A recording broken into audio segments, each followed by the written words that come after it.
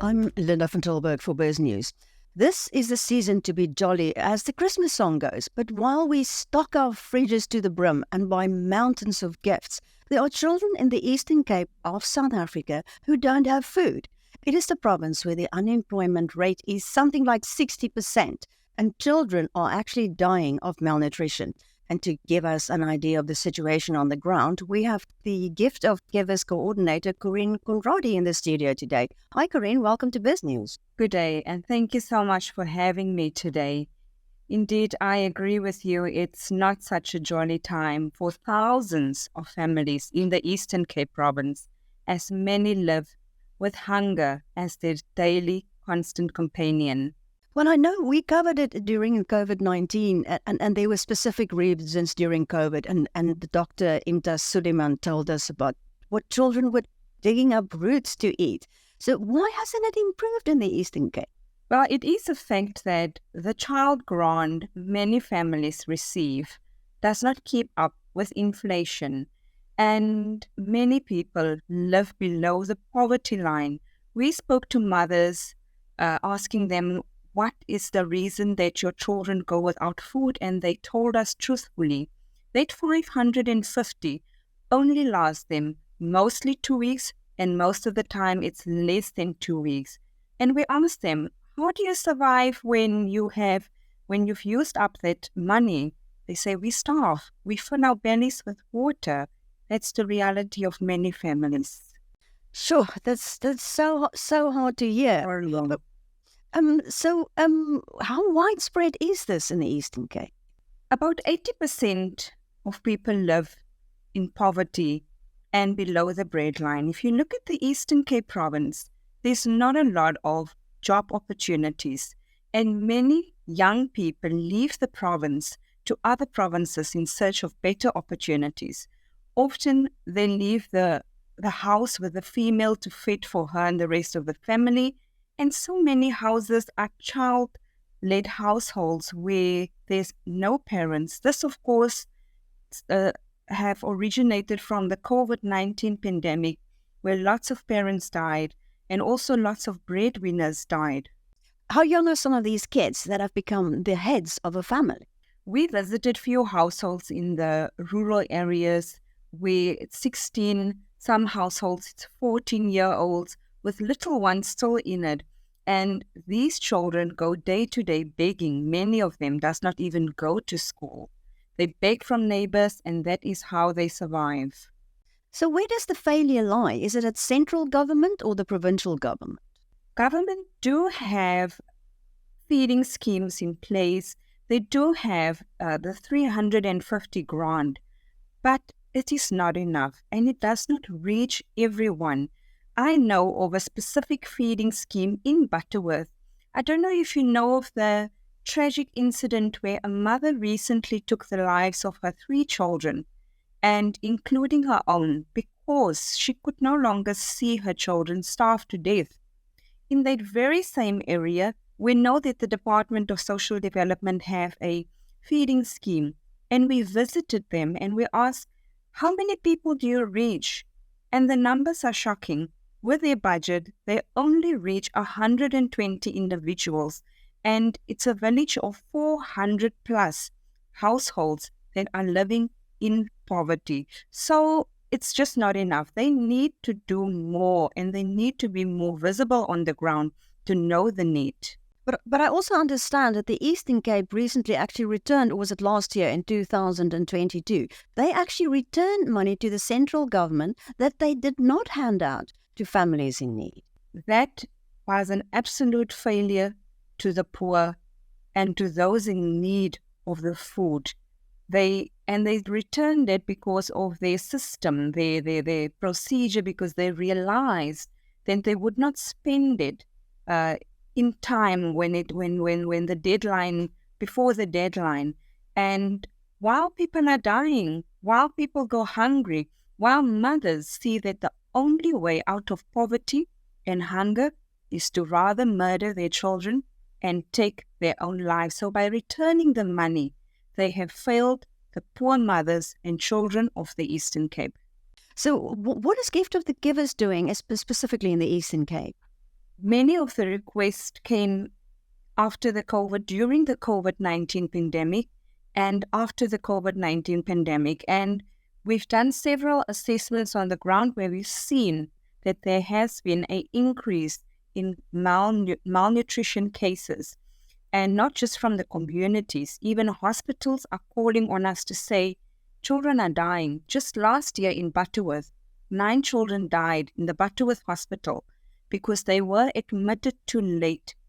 And we have started 50 feeding schemes or feeding centers across the province. And we also, on a monthly basis, because when you're dealing with malnutrition, children cannot eat normal food. So they need a fortified high-energy powder or paste rather. So we have rolled out over 30 million of Genesis across the province, where we work with several clinics, including hospitals. And what is the effect of this been? Phenomenal. You know, when you look people in the eye who's got nothing, when people don't have food, they've got no hope. When our trucks pull up, you can see the joy. When you look a mother in the eye who are now able to give food to her children, whether it's the porridge, the high nutritional porridge, or whether it's a food parcel, you can see the joy and the dignity and the hope restored in the mother's eyes. People are grateful. Can you tell us one of the cases that you've been working with? Can you tell us a bit more details about that? I'll tell you about a recent case that we have been working with in the Tholeni area and the Tabakazi area. A mother diagnosed with HIV, and she was told not to breastfeed her baby. And because the clinic told her not to transfer the virus to a baby as the baby was born negative. At that house, there was just water because she's got other children as well. And she would tell us, she showed us a 2-liter bottle of water. She said, I fill that up with water and I tell them to fill their bellies as full as possible. And then she puts them to bed. Her baby, because she still had breast milk, although they were not healthy for the baby, she was forced to breastfeed her baby. And just a month ago, the baby was diagnosed with HIV and the baby is now positive. This mother was telling our teams that, she feels like she's killing her baby. She would rather die than live into poverty. Several donors came on board and this family now receives every month bulk food. And the joy of the mother, she says she's got a reason to live because she now receives assistance. Well, Corene, Gift of the Givers often come and do basically the government's work, isn't it? It seems all over. Tell us a little bit about the other projects that you are involved in. Well, the Eastern Cape is also well known for the drought in several areas. Nelson Mandela Bay, which is one of the biggest metros in the province, we've drilled close to 40 boreholes recently. And across the province, it's almost 80 boreholes that the Gift of the Givers have drilled. Apart from that, we've noticed that there's a huge backlog with operations and treatment for cancer patients. We have now took hands with several hospitals to do those operations and to assist with funding so patients can get their treatments. And that's a huge help for many families in the province.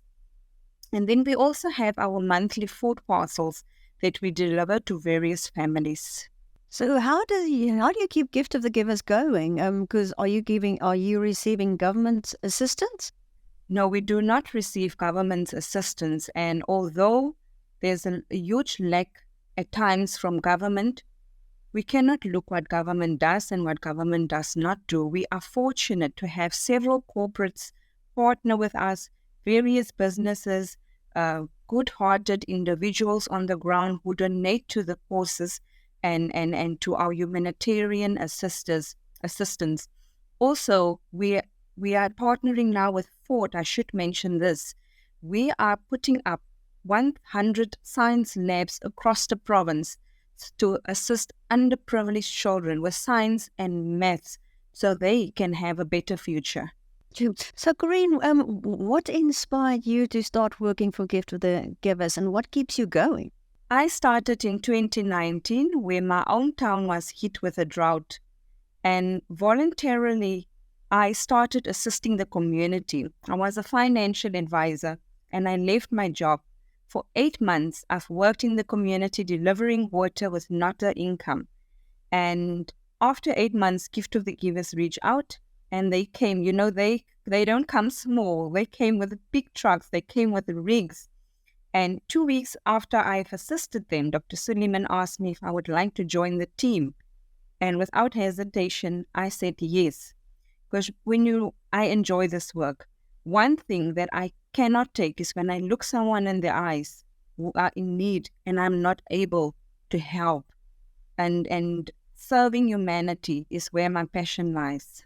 So, is it that I can help that keeps you going, and even when you absolutely see this absolute tragedy in front of your eyes? Many times it's you get the benefits of it. You don't deliver a food parcel. You don't support a feeding scheme. You uplift that person's dignity. It goes so much beyond that. When I've walked into these impoverished households, beyond that food parcel, it's the human touch. People feel that they are heard. I love to embrace them. I love to hug them because that's my personality. And they don't feel like they are left behind. It's all about the love in your job and the passion that flows through you. And what is one of your memorable moments ever that you've worked for, what that happened to you while working for Gift of the Givers? Sure. There's a lot. There is a lot. Most memorable moments was when we visit a school for the blind and for the deaf in Mthatha. That was during the COVID-19 pandemic.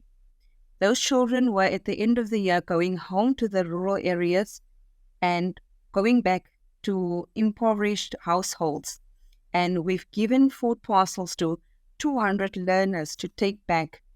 And many of them couldn't speak. Many of them could not hear us.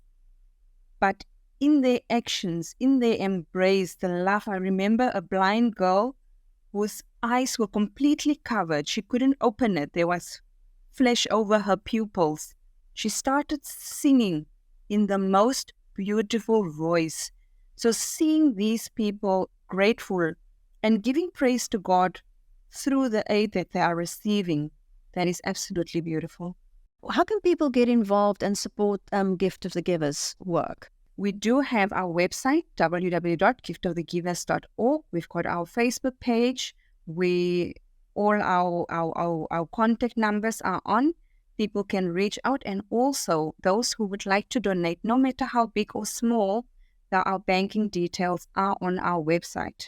I also want to talk about Dr. Imtiaz Sooliman. I mean, on social media, it's often said, we need him for president. He should be a cabinet minister dealing with these issues that you were talking about now, these social issues.